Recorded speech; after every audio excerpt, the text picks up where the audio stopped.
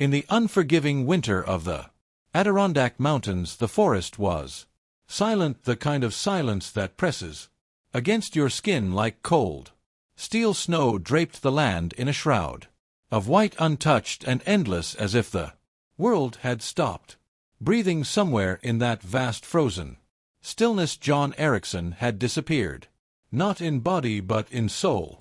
A former intelligence officer turned forest ranger, he had fled the noise of nations and the weight of memory, burying himself in the Adirondack wilderness, where no one could follow and nothing could find him, or so he believed. But one January morning, a smear of blood on snow, a wounded bobcat caught in an illegal trap, her amber eyes filled with both defiance and desperation. He knelt beside it, unaware that this moment would force him to make an impossible choice, one that would either save multiple lives or end in tragedy. The animal wasn't just wounded, it was a message, a key. Why would a hardened former intelligence officer risk everything for a wild predator? What secret was this injured predator protecting? Sometimes the most profound connections emerge from the most painful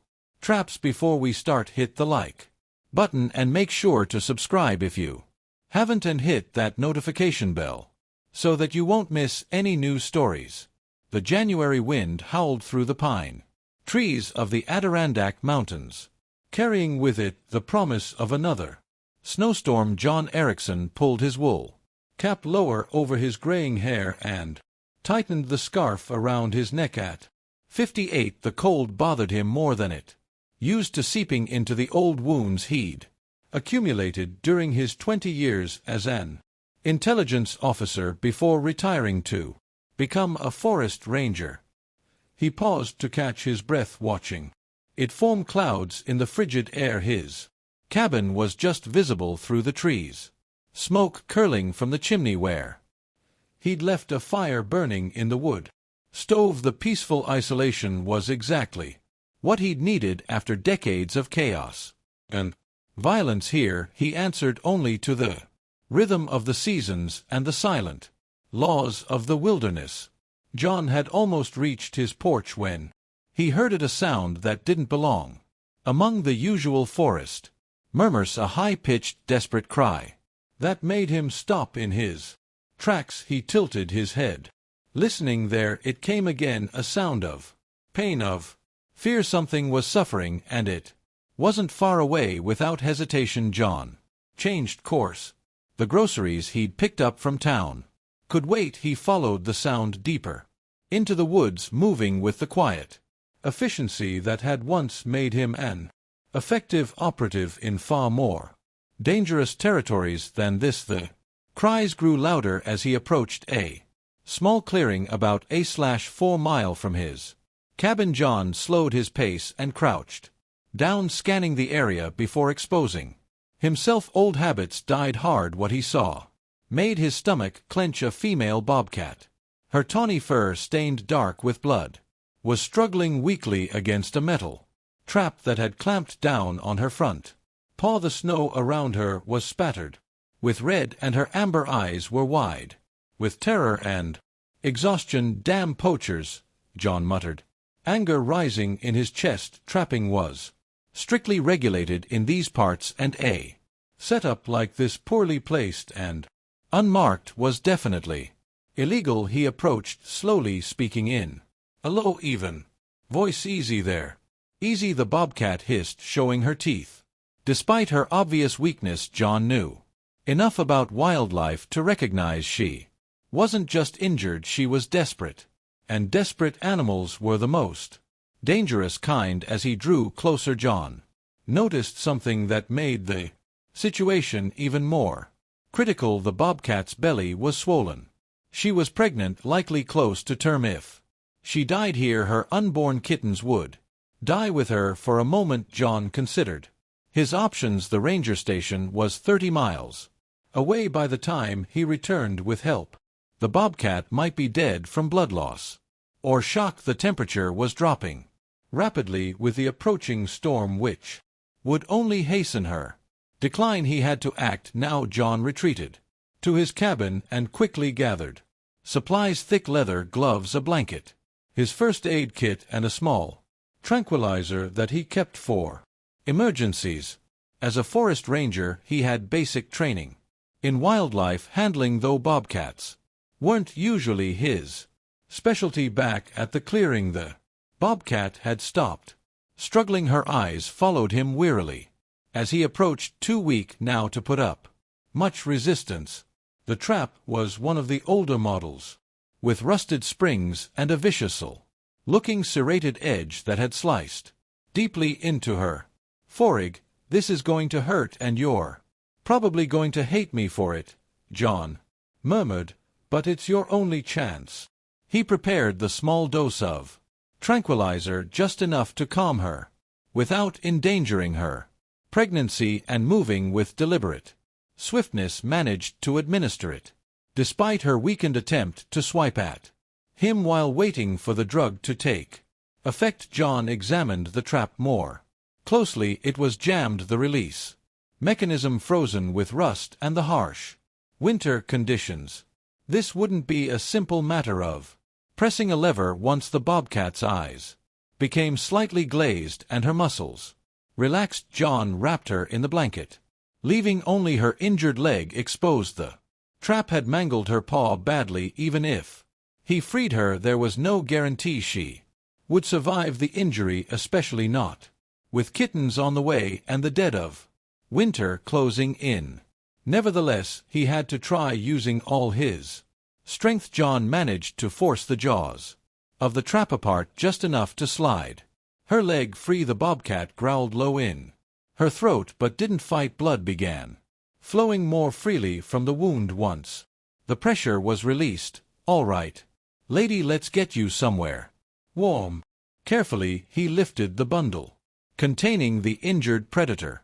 She was surprisingly heavy, her pregnancy adding to her natural weight. John cradled her against his chest and began the trudge back to his cabin through the snow that had begun to fall in thick wet flakes by the time he reached his door. The storm had set in. Earnest wind whipped snow into stinging needles that pelted his face. Inside, the warmth of the wood stove enveloped them both. John cleared off his kitchen table and laid the bobcat down gently. The tranquilizer was still working, but he could tell it wouldn't last much longer. He needed to work quickly, drawing on the field medical training he'd received in the military. John cleaned the wound thoroughly. The damage was severe: lacerations, crushed tissue, and what looked like a fractured bone, but the main artery seemed intact, which gave her a fighting chance. "You're one tough cat," he told her as he applied antibiotic ointment and began to bandage the leg. The bobcat's eyes were open now, watching him with an unnerving intelligence. There was still fear there, but something else too. A weary acceptance, perhaps, or simply the resignation of an animal too weak to fight. Once the wound was dressed, John created a makeshift bed near the stove, using an old dog bed left behind by his Labrador, who had passed away the previous summer. He transferred the bobcat to this warm spot and offered her a shallow bowl of water. To his surprise, she laughed at it weakly. "That's it." Small steps. John spent the night on his couch, waking every hour to check on his unexpected guest. By morning, the bobcat was more alert, her eyes tracking his movements across the cabin. She had even eaten a small amount of the raw venison he'd offered, meat from a deer he'd hunted legally the previous fall. But John's relief at her improvement was tempered by a new worry. If the mother was here, where were her kittens? Bobcats typically gave birth in secluded dens, but her swollen belly suggested she hadn't delivered yet. Still, John couldn't shake the feeling that something was wrong with his initial assessment. Moving carefully around the now alert predator, John examined her more thoroughly. What he had taken for a pregnancy was indeed a swollen abdomen, but upon closer inspection he realized his Mistake, this wasn't a pregnant bobcat, this was a nursing mother which meant somewhere in the freezing forest her kittens were alone, hungry and vulnerable. You've got babies out there, don't you? He asked softly. The bobcat stared back, her eyes revealing nothing. John knew he had to find them. Newborn bobcat kittens couldn't survive long without their mother, especially not in winter. They would be hungry, cold, and exposed to predators. Once he was certain the mother was stable, John prepared for another trek into the woods. He dressed in his warmest clothes, packed supplies, and grabbed his tracking gear. The storm had passed, leaving behind a foot of fresh snow. Perfect for tracking. I'll find them, he promised the bobcat, who watched him with those unblinking amber eyes. You just focus on healing. Back at the clearing where he'd found the mother, John began his search. Years of training had made him an excellent tracker, and despite the new snow, he quickly located signs of the bobcat's earlier movements. Faint impressions beneath the fresh powder revealed a trail leading away from the trap site. John followed the subtle signs, a disturbed branch here, a tuft of fur there. The trail led him deeper into the forest, up a rocky slope where the wind had swept some areas clear of snow. The bobcat had chosen her path well, sticking to harder ground that would leave minimal tracks, a natural security measure that had likely served her well until the trap. After nearly 2 hours of careful tracking, John found himself at the base of a large hollowed-out oak. The entrance to the hollow was small, partially concealed by roots and brush, but fresh paw prints in the snow confirmed his suspicions. This was the den. John crouched down and peered inside. At first he saw nothing in the darkness, but then he caught a glimpse of movement, tiny shadowy forms huddled together at the back of the hollow. "Hello there," he said softly. A small, pitiful mule answered him, followed by another. John pulled out his flashlight and shone it carefully into the den. 4 bobcat kittens, their eyes barely open, were curled together for warmth. They couldn't have been more than 2 or 3 weeks old, their spots still vivid on their downy fur, their movements uncoordinated and weak. They were alive, but clearly hungry and distressed. Without their mother they wouldn't survive another day. "Your mama sent me," John told them, knowing they wouldn't understand, but hoping his gentle tone would calm them. "Let's get you home to her." Retrieving the kittens wouldn't be easy. The den was too small for him to reach in comfortably, and the kittens, despite their weakened state, might try to retreat further into the hollow. John pulled off his pack and rummaged until he found a soft flannel shirt he'd brought as an extra layer. He laid it out on the snow and then, using a long stick, gently encouraged the kittens toward the entrance of the den. The smallest one emerged first, drawn by curiosity or desperation. It blinked in the daylight, its tiny nose twitching as it caught John's unfamiliar scent. Before it could retreat, John scooped it up and placed it in the center of the flannel. One by one, he managed to coax the others out. The last one, slightly larger than its siblings, hissed weakly at him, a miniature version of its mother's defiance. John couldn't help but smile as he added this final kitten to the bundle. "You've got spirit just like your mama," he told the tiny spitfire. He wrapped the flannel carefully around the 4 kittens, creating a secure bundle that would keep them warm for the journey back. Then he tucked them inside his jacket close to his body heat and began the trek back to his cabin. The return journey seemed longer, the cold more biting, but the small movements against his chest kept him moving steadily through the snow-covered forest. These tiny lives depended on him now, just as their mother did. When John finally pushed open his cabin door, he was met with a low growl. The bobcat had managed to pull herself up onto her 3 good legs, her teeth bared in warning despite her obvious Weakness easy, John soothed Ive. Brought someone to see you. He approached slowly and knelt a safe distance from the injured mother. Carefully he opened his jacket and unwrapped the flannel bundle, revealing the 4 kittens who had fallen asleep. During the journey the change in the Bobcat was immediate and remarkable. Her growl transformed into a soft chirping sound, a call John had never heard before but instantly recognized as maternal. The kittens stirred at their mother's voice, their tiny heads lifting, noses twitching. John placed the bundle on the floor and backed away, giving the reunion space. The mother Bobcat limped forward on 3 legs, her bandaged paw held clear of the floor. She sniffed each kitten thoroughly, then began to groom them with her rough tongue, all while making that gentle chirping sound. The kittens, revived by their mother's familiar scent and touch, began to mew more energetically. They nuzzled against her, seeking milk, which she provided by painfully lowering herself to her side, exposing her belly to the hungry babies. John watched the scene with a lump in his throat. He'd seen a lot in his years, both the best and worst of humanity across multiple continents, but this simple act of maternal devotion struck him deeply. "You're safe now," he told the small family.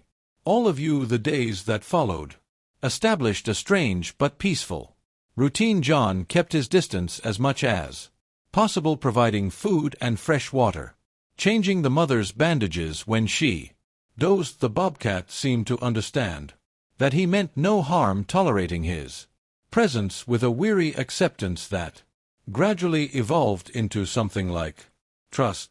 The kittens, once they regained their strength, showed no such reservation. Curious and playful, they tumbled around their corner of the cabin, pouncing on each other and occasionally on John's shoelaces if he ventured too close. He named them despite knowing they were wild creatures who would soon return to the forest. The spirited one who had hissed at him became Spark. The smallest was Whisper. The one with the distinctive white patch on his chest was Badge, and the most adventurous, always the first to explore, he called Scout. Their mother, regal and watchful, he simply called Lady. Lady's wound healed slowly but steadily.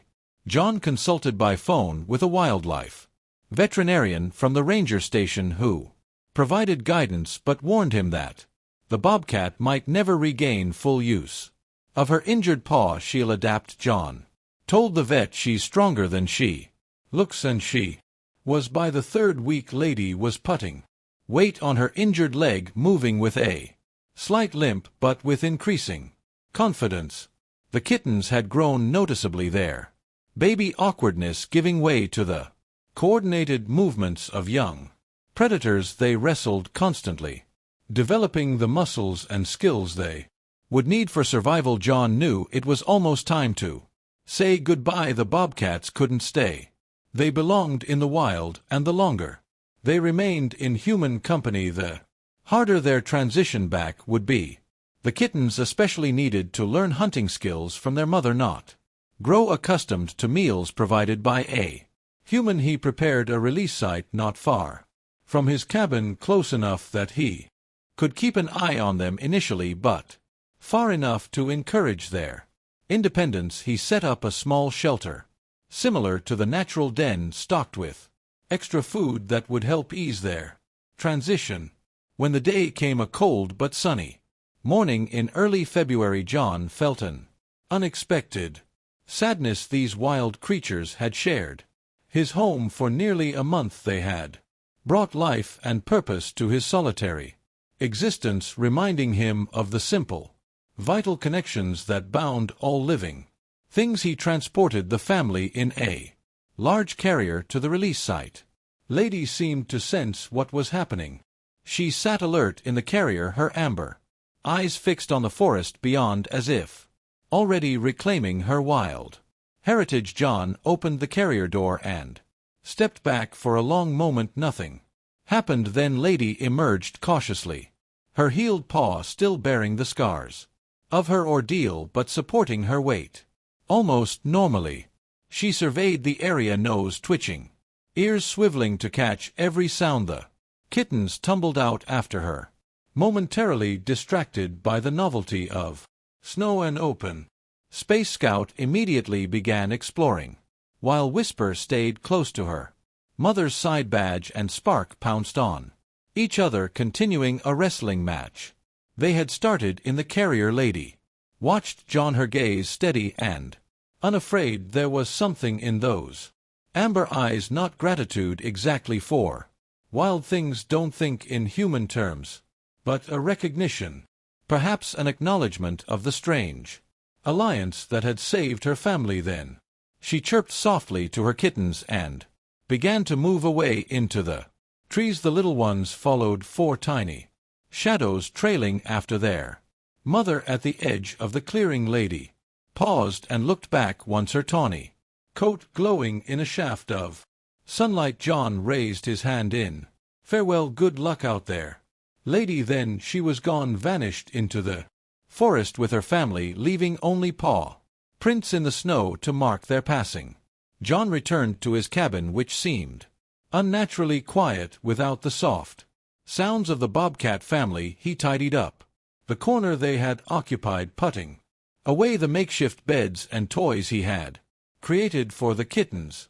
Later that evening, as he sat on his porch watching the sunset paint the snow-covered mountains in shades of pink and gold, John found himself listening for sounds from the forest, wondering where Lady and her kittens might be sheltering for the night. He didn't expect to see them again. Bobcats were elusive by nature, and Lady would lead her family deep into the wilderness, teaching them to hunt and to avoid humans, even humans who had once helped them. But 2 days later, while chopping wood behind his cabin, John spotted movement at the forest's edge. Lady stood there watching him, her coat blending with the dappled shadows of the trees. Beside her was Scout, nearly half her size now, but unmistakable in his bold posture.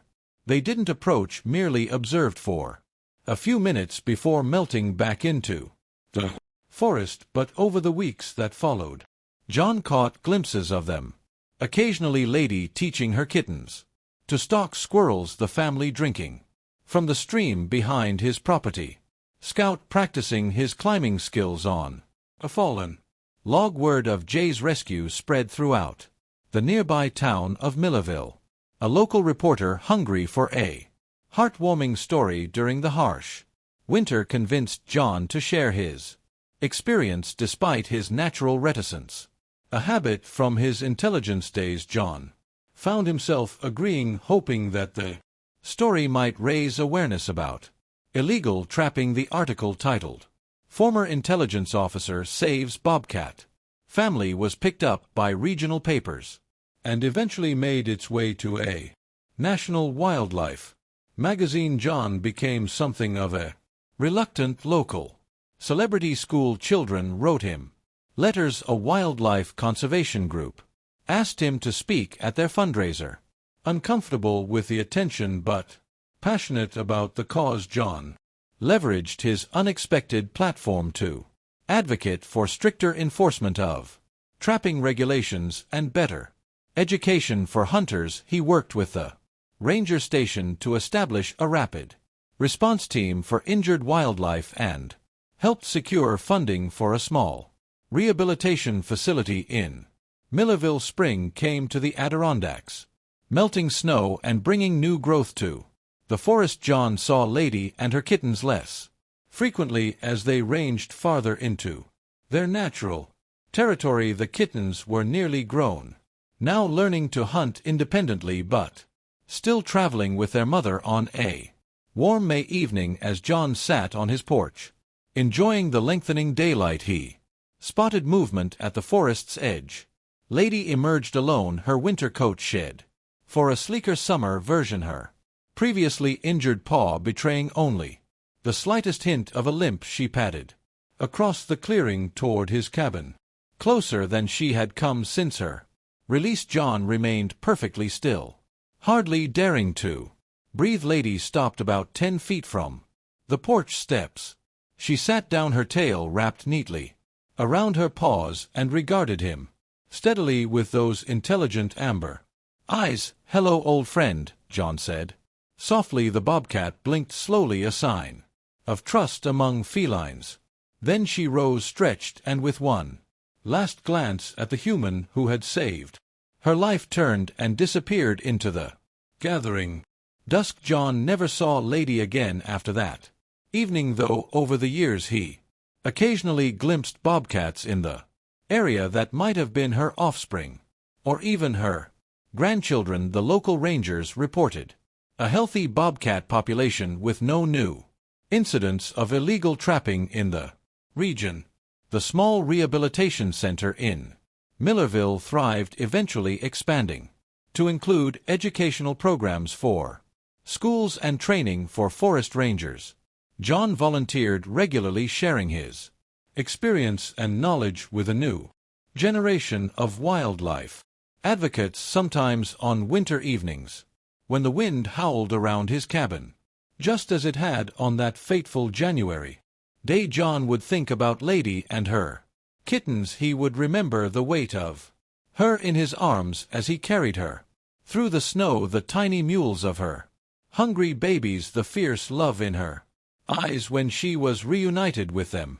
Wild things belonged in the wild, he knew, but for a brief time their lives had intersected with his, changing them all in ways both seen and unseen. In saving them, John had rediscovered something within himself that years of isolation had nearly buried: a capacity for connection, for caring deeply about something beyond himself that he reflected was the most unexpected gift of all.